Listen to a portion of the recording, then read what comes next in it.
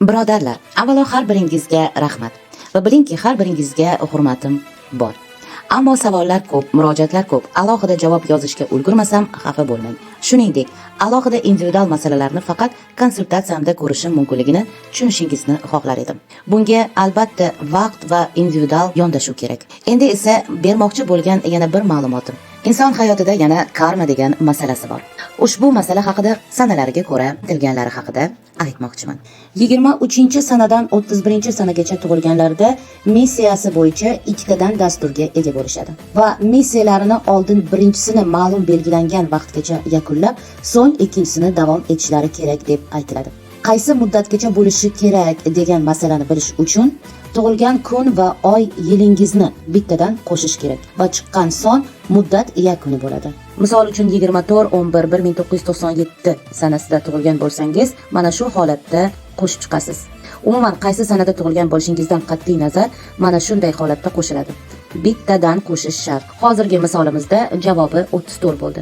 Demak, 24/11/97 sanada tug'ilgan inson o'zining birinchi dasturini 34 yoshgacha tugatishi kerak. Ya'ni birinchi dasturni 34 yoshigacha yakunlaydi va 35 yoshidan ikkinchi dasturini boshlash kerak bo'ladi.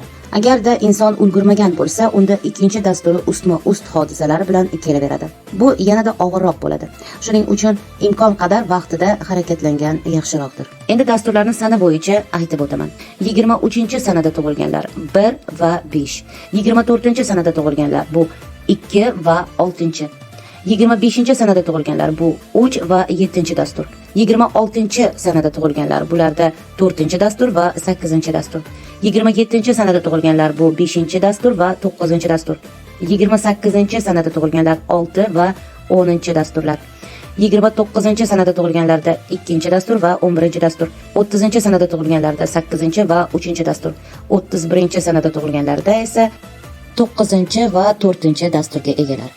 Shuningdek, ushbu dasturlar oylar bo'yicha yanvar oydagilarda 1, aprel oydagilarda 4, may oydagilarda 5 dasturiga ega bo'lishadi. Ba'zan shunday holatlar ham kuzatilishi mumkin. Ya'ni tug'ilgan kun sanasi bo'yicha o'zi birinchi dasturga ega bo'la turib, yana yanvar oyida, ya'ni bir dasturga ega bo'lgan oyda tug'ilishi mumkin.